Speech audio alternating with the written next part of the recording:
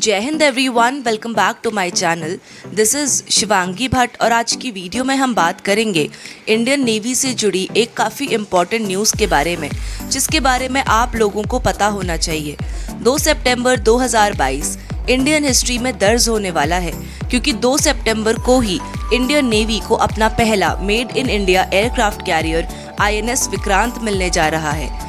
Prime minister Narendra Modi जब INS Vikrant को inaugurate करेंगे, तभी इसके साथ ही भारत को इंडियन नेवी का न्यू फ्लैग भी देंगे, जिसे हम नेवल इंसाइन कहते हैं। तो इसका मतलब ये कि जो नेवल फ्लैग हम अब तक देखते आए हैं, वो 2 सितंबर के बाद चेंज हो जाएगा। जी हाँ, तो चलिए इसके बारे में हम डिटेल में समझते हैं। इंडियन नेवी का फ्लैग तो आप लोगों ने देखा ही होगा, जिसमें आप लोगों को एक रेड क्रॉस देखने को मिलता है, जो कहीं ना कहीं इंग्लैंड के फ्लैग के सिमिलर है। तो अब क्वेश्चन ये आता है कि आखिर हम इसको अपनी नेवी के फ्लैग में यूज क्यों करते हैं, जिसको लेकर कुछ लोगों का मानना है कि इंडिया ब्रिटिश एम्पायर का पार्ट था, जिसकी वजह से हम ये फ्लैग अब तक यूज करते आए हैं। लेकिन ये बात कहीं ना कहीं जस्टिफाई नहीं होती, क्योंकि अगर हम ऐसे देशों को देखें जो ब्रिटिश एम्पायर का पार्ट रहे थे, तो मोस्टली उन देशों में ऐसा फ्लैग देखने को नहीं मिलता। जैसे पाकिस्तानी नेवी का फ्लैग, जहां कोई रेड क्रॉस नहीं है। सिमिलरली श्रीलंकन नेवी का फ्लैग में भी ऐसा नहीं है। इसके साथ ही अमेरिकन नेवी के फ्लैग में भी कोई रेड क्रॉस देखने को नहीं मिलता। सबसे पहले तो हम ये समझते हैं कि आखिर ये रेड क्रॉस है क्या और ये कहाँ से आया है, ये सिंबलाइज क्या करता है। तो आपका जो रेड क्रॉस है, इसको रियलिटी में सेंट जॉर्ज क्रॉस कहा जाता है, जो एक रेड क्रॉस है विद अ वाइट बैकग्राउंड। और ये आपका जो इंग्लैंड है, उसका ये नेशनल फ्लैग है। इसको लेट मिडिल एजेस से उठाया गया है। और ये जो क्रॉस है, ये सर सेंट जॉर्ज, जो कि एक मिलिट्री सेंट है, उनके नाम पे रखा गया है। राइट, ये थोड़ा कंफ्यूजिंग लग रहा होगा, but I can make it a bit more clear to you. एक बीच देखो, जब आपका लेट मिडिल एजेस था ना, तब क्रूसेड्स नाम की एक होली वॉर छिड़ी थी, जिसमें आपका क्रिश्चियंस और मुस्लिम्स, एक जो नए जिन्होंने इस्लाम वो करा था, अडाप्ट किया था, जिन लोगों ने नए क्रिश्चियनिटी को अडाप्ट किया था, उनके बीच में एक होली वॉर सी छिड़ गई थी, क्योंकि वो दोनों ही जेरूसलम को अपना होली प्लेस मानते थे। तो वो जो क्रूसेड्स था, जो वो लड़ाई थी, वो इट वाज ऑल अबाउट कि जेरूसलम को कौन कैप्चर करके अपने कंट्री में रखेगा। तो इट वॉज जस्ट दिस। तो आपका जो सर सेंट जॉर्ज थे, उनके नेतृत्व में जेरूसलम को लाइक ये जो इंग्लिश लोग थे या जो क्रिश्चियंस थे, इन लोगों ने कैप्चर कर लिया था कुछ टाइम के लिए।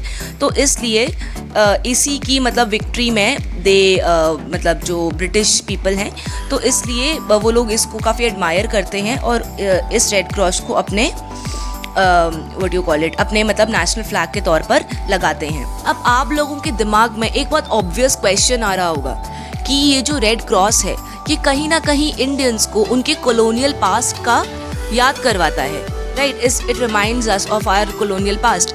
तो ये बेसिकली कर क्या रहे हैं यहाँ पे अभी तक? जैसे ब्रिटिशर्स आए थे, जब ब्रिटिशर्स गए, तो they should have taken this red cross along with them. यहाँ क्यों छोड़ गए? तो इस चीज़ के लिए हमको थोड़ा हिस्ट्री में ना डीप जाना पड़ेगा। तो आइए समझते हैं।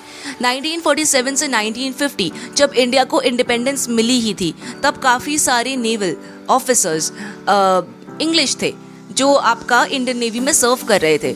उस टाइम तक इंडियन नेवी का फ्लैग यूनियन जैक के साथ कुछ ऐसा दिखता था, जिसके बाद 1950 में इंडिया ने इसमें चेंज करके यूनियन जैक की जगह इंडियन नेशनल फ्लैग को लगाया, जो 2001 तक चला। जिसके बाद 2001 में अटल बिहारी वाजपेयी जी के टाइम पर नेवल इंसाइन में फिर चेंज किया गया और क्रॉस को रिमूव कर दिया गया, जिस पर अटल बिहारी वाजपेयी जी ने कहा कि अब टाइम आ चुका है कि कॉलोनियल एरा जो था, उसको पीछे रख दिया जाए और खुद की नई पहचान बनाई जाए। ये नेवल इंसाइन 2004 तक रहा, जिसके बाद इसमें फिर चेंज हुआ और डॉक्टर मनमोहन सिंह की सरकार के अंडर आपका रेड क्रॉस वापस आता है, थोड़े चेंज के साथ। इस बार सेंटर में रेड क्रॉस का जो सेंटर है, वहाँ पे अशोक स्तंभ को रखा गया था। अब तुम देख रहे हैं कि एक बार फिर से नेवल इंसाइन में चेंज किया जाना है, जो प्रॉपर इंडियन होगा, जिसमें रेड क्रॉस को कम्प्लीटली रिमूव कर दिया जाएगा।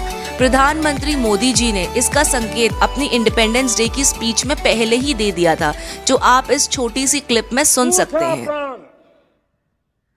दूसरा प्राण है किसी भी कोने में हमारे मन के भीतर, हमारे आदतों के भीतर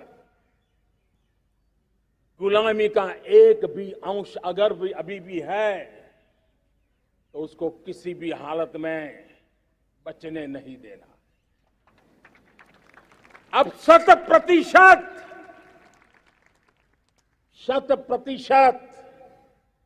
सैकड़ों साल की गुलामी ने जहां हमें जकड़ कर रखा है, हमारे मनोभाव को बांध करके रखा हुआ है, हमारी सोच में विकृतियां पैदा करके रखी है, हमें गुलामी की छोटी सी छोटी चीज भी कहीं नजर आती है, हमारे भीतर नजर आती है, हमारे आसपास नजर आती है, हमें उससे मुक्ति पानी ही होगी। ये हमारा दूसरी प्राण शक्ति है। तो जैसा कि आप लोगों ने इस स्पीच में सुना कि प्रधानमंत्री ने इंडिया से कहा कि जो भी चीज़ें हमारी गुलामी की याद दिलाती हैं उसको हम हर जगह से हटाएं, क्योंकि हम एक नई कंट्री हैं, हम आगे बढ़ रहे हैं और जो पास्ट में हुआ वो सिर्फ हमारे लेसन्स हैं, उनसे हम सिर्फ सीखेंगे। पास्ट हमारी आइडेंटिटी नहीं बन सकता। So that was all in this video. मिलते हैं नेक्स्ट वीडियो में with a fresh new topic. Till then take care. जय हिंद।